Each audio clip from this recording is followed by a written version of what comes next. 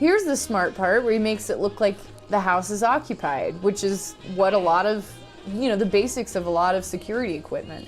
I love this. This kid is a genius. First of all, hey to everybody out there. We are going to give you a safety review of one of your beloved favorite holiday classics. And if you're like us, you probably love your holiday movies. So in the spirit of the season, we're gonna take one of everybody's favorite classics and give it the safety treatment. And as security experts, it's nearly impossible for us to watch this movie, at least for me, without picking apart all the things that went right and things that went wrong related to just keeping those bad guys out while Kevin's home alone. That's right. It's got a little bit of everything. We've got family safety, senior safety, home invasion, home safety. I mean, it's pretty much made for this. And it's sort of the dawn of smart home security as well. Right. This movie would not be possible in 2020. Before we share our expert security reactions to the antics of Kevin and those bumbling burglars, give us the holiday treat of liking and subscribing to our channel. That way you won't miss all the tips we have all season long to send you safely into 2021. And if you're looking to stay safe this holiday season, we have a complete guide to keep your home safe and secure during the holidays on Safewise.com. And we have it linked for you down in the description box because you don't want to have to hunt for something, especially during the holidays. Who has the time? Okay, the business is over, Katie. Are you ready to let it roll? Let's roll. All right, so first line of safety. Nobody's listening to the police officer. Even though we know now. So I have a confession that I never watched this movie all the way through until this year. Oh, you were and it was missing at out. your behest. I know. It's like a scarlet sin on my seasonal record. So, do we have any advice for big families as far as home security goes? Is it different for a house full of kids or, versus a couple? It could be. I mean, I think a couple things that could help you keep track of what's happening would be door sensors on doors. That could help. Motion sensor cameras would also help. A little camera in a bedroom, like a Wise Cam Pan or Canary or the Iota. Any of those would probably help. You'd see what's going on. You could check in. And then you could just GPS tag every single one of them little rugrats. Oh, creepy basement. I have a creepy basement. Lots of hazards there. Yeah. Lots of I was just poisons. thinking, and with the furnace in this house too.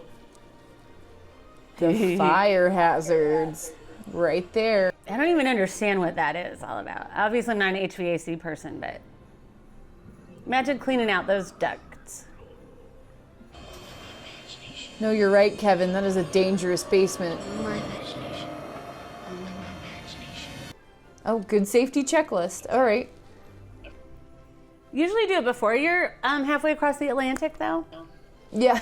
Your checklist. At this Write point, it down. There's However, nothing wrong with good old-fashioned pen and paper.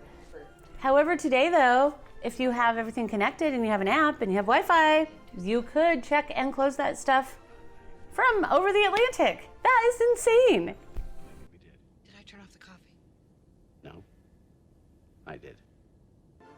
Sorry. This is how they made the mistake of the automated lights on a timer that are predictable. Mm-hmm. And so what you want to do now is have the, on your Alexa Guard, you can get the active lighting, and it's going to mimic as if people were really there. You can set it to go on at certain times, or you can remotely trigger it, and it's going to randomize how the lights go on. And that is the key. We all know leaving one porch light on isn't going to be safe. Having the lights go on at the same time every day is not going to be as safe either. Right, and it kind of makes sense where it would mimic that it turns on when in the morning when people wake up, and then off at night when people go to sleep. And you could have your TV connected now. You could have, so different things would happen in different lights and different movement. Crowbars up. I do want to give Kevin some kudos here for noticing that someone was following him and not just walking straight home. Yeah. Because that takes someone straight to where you live. And so if someone's following you in a car or in person, walking, whatever, don't go straight home.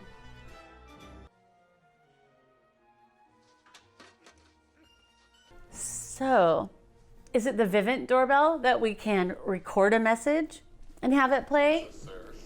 Yeah, I think so. Well, and also, I mean, video doorbells could have been a huge game changer in this movie, too. Well, absolutely, because he could have just said this stuff and not have had it recorded. Duh. I am making it more complicated. I'm like, can we record? I feel like there's a lot that video doorbells... There's not a lot that video doorbells can't solve.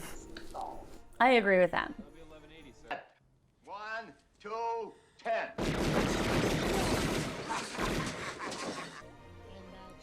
Normally, I would say a potential security vulnerability would be the dog door, but if a human can't fit through it, definitely. Yeah, he's been pretty... And you would think that a shot to the nuts would be enough to just tell them to, like, okay, we're done here. They're just pissed. They want revenge. Yeah. Will not Eventually, let it this doesn't little- even become about the house. It's about revenge. It's about spite. It's about taking this little smart alecky kid Right. down. So, like, even if they had defeated Kevin McAllister, they wouldn't even know what to do with a house that size. Right? Yeah.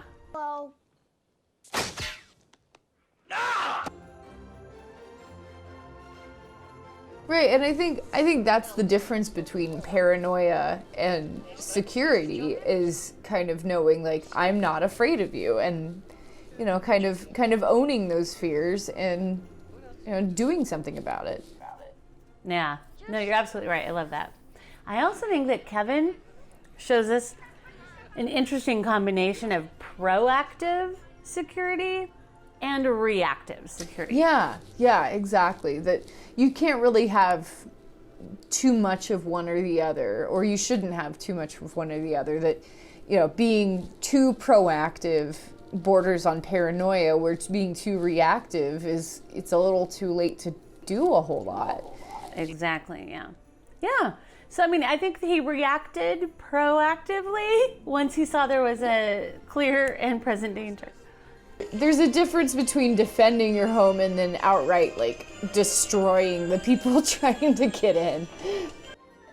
Well, and defending your home this way comes with the added risk of hurting yourself potentially if you forget or if you have to run away scared and you step on the nail. Right, or you slip on the ice or touch the red hot poker or the doorknob. Yeah. It's the beauty of movie magic, though. Right? Yeah.